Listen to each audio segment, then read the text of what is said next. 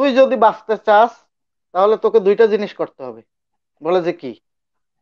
আমি তোর নামে কেস করব না, যেহেতু আমি ল সম্পর্কে কিছু জানি। আমি তোর নামে কেস করব না, কিন্তু আমাদেরকে যে নিয়ে আসছে তার নামে আমি কেস করব। আমাকে আমার বাংলাদেশ দূতাবাসে যাইতে হবে। তুই আমাকে দূতাবাসে যাওয়ার ব্যবস্থা করে দিবি। সে সাথে সাথে এগ্রি হয়ে গেল, ওকে নো প্রবলেম। কখন তুই যাইতে চাস? আমি যে কালকে সকালে আমি এদের সবাইকে নিয়ে বাংলাদেশ দূতাবাসে যাব, ইরাকে বাংলাদেশ দূতাবাস, সেখানে যাব। বল যে ওকে। আমি, স্যার, কিছু করার নাই, কারণ আমি ভাই দেখছি যে ওইখানে সবার জন্য ক্রিটিক্যাল কন্ডিশন। সুতরাং আমার জন্য আমি ভাবতে হবে, সাথে যারা আছে তাদেরকেও ভাইবে। আমি ইরাকের দূতাবাসে চলে গেলাম। তবে দূতাবাসে যাওয়ার পরে প্রায় আমরা 2 থেকে 3 ঘন্টা বসে আছি। এর ভিতরে রাষ্ট্রদূত, উনি কিন্তু দোতলাতেই আছেন, দূতাবাসের দোতলাতেই আছেন। উনি দেখা করতেছেন না।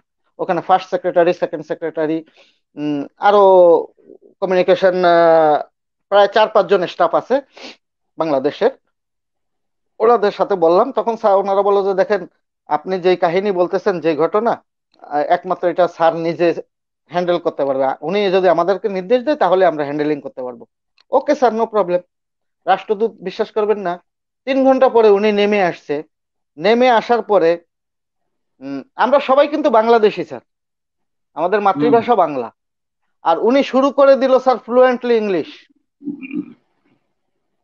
ফ্লুয়েন্টলি ইংলিশে কথাগুলো বলতেছে, যে কথাগুলো আহ, খুবই লজ্জাজনক। একজন রাষ্ট্রদূতের কাছ থেকে খুবই লজ্জাজনক কথাবার্তা শুনতে হলো। কিন্তু বুঝলাম কি, আমি আর ফারুক ভাই, আর বাকিরা তো হা করে তাকিয়ে আছে আমার দিকে আর ফারুক ভাইয়ের দিকে। হুম। ফারুক ভাই আমাকে ইশারা করতেছে, শাহেদ ভাই আপনি এখনো চুপ করে কেন? আমি বলতেছি, ফারুক ভাই আপনি চুপ কেন? উত্তর হুম। একজনকে তো দিতে হবে, যেহেতু উনি ইংলিশে বলতেছে, ওনাকে বাংলায় দিব না, ইংলিশেই দিব। পরে ফারুক ভাই বলল যে শাহেদ ভাই আপনি কষ্ট করে একটু শুরু করেন। তারপরে স্যার আমিও ওনার রিপিটেশন ইংলিশে শুরু করলাম। করার পরে এক পর্যায়ে যখন উত্তেজনা চলে আসছে, উত্তেজনা মুহূর্তে আমি বাংলাতে চলে আসলাম। যে স্যার আপনি একজন বাংলাদেশী, আপনি রাষ্ট্রদূত, আপনি ইরাকে, আপনাকে আমার দেশের সরকার প্রেরণ করেছে এই জন্য যে কোনো বাংলাদেশীর হাত কাটা গেল কিনা, পা কাটা গেল কিনা, মাথা কাটা গেল কিনা, মারা গেল কিনা, সে কোন অসুবিধায় আছে, এইগুলোর জন্য আপনাকে এখানে প্রেরণ করা হয়েছে। আমরা বাংলাদেশিদের কি সমস্যা সেটা আপনি দেখবেন, সমাধান করতে চেষ্টা করবেন, এই জন্য আপনি আসছেন। হ্যাঁ, তুমি আমাকে কি আইন কানুন শেখাতে? বা বার্গেনিং, বা bargaining is too much tough bargaining. এক পর্যায়ে আমি আহ, ওনার কাছাকাছি চলে গেছি। এই পর্যায়ে ফার্স্ট সেক্রেটারি, লেবার সেক্রেটারি, দুইজনে আমাকে ডানার দুই দিকে ধরে কোলে করে বাইরে নিয়ে গেছে বাগানে। যে বাবা তুমি কি করতেছো? তুমি আমার ছেলের বয়সী। আমি যে, জি আমি ছেলের বয়সী, কিন্তু আপনারা সবাই শুনছেন যে রাষ্ট্রদূত সাহেব কি কথাগুলো বললো। হুম। উনি কি এটা বলা ঠিক হয়েছে? পরে যা হোক, উম ওইখানে মানে কিছুক্ষণ ওখানে বাইরে থাকার ওখানে পরে কোনো কোনো প্রতিকার বা বিচার পাওয়া যায়নি, এটা হলো মূল কথা। উম, উনি প্রতিকার, ওনাকে প্রতিকার শেষে করছি। যেটা বলা ঠিক না, ওনাকে আমি ইরাকের এম্বাসি থেকে ওনাকে বাংলাদেশে যেতে বাধ্য করে দিছি।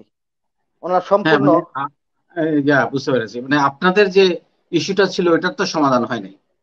সমাধান হয়েছে। পরে ওই যে ওনাকে নিয়ে গেছে, 3 দিনের ভিতরে ওনাকে বাংলাদেশে নিয়ে গেছে। কারণ ওইখান থেকে আমি আবার স্যার চিঠি ইস্যু করছি পররাষ্ট্র মন্ত্রণালয়ে, যে এই ওকে। এই এই ঘটনা, এই ব্যাপার। তখন পররাষ্ট্র মন্ত্রণালয় থেকে ওনাকে শর্ট নোটিশে ওনাকে নিয়ে গেছে বাংলাদেশে।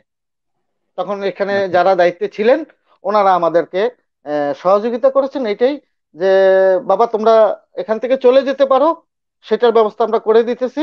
কিন্তু যাওয়ার জন্য তোমাকে টিকিট লাগবে। ইরাক থেকে যেতে হলে বাংলাদেশে টিকিট লাগবে, কারণ আমাদের যে টিকিট, রিটার্ন টিকিট ছিল, ওই দালাল ও পালিয়ে গেছে, ও টিকিট ওকে। গুলা নিয়ে চলে গেছে। যার দরুন আমাদের হাতে আর টিকিট নেই। তখন আমার জন্য, তখন আমি সব ভাই বোনদেরকে বলছি, ভাইয়া এতটুকু পর্যন্ত আপনাদের জন্য আমি করতে পারছি। আমার টিকিট যদি চলে আসে তাহলে আমি চলে যেতে হবে, কিন্তু আমি অপেক্ষা করতে পারবো না। কিন্তু আপনারা সবাই যার যার জায়গা থেকে বাড়িতে যোগাযোগ করে টিকিট আইনে আপনারা চলে যেতে পারবেন, দূতাবাস থেকে সেটা করে দিবে।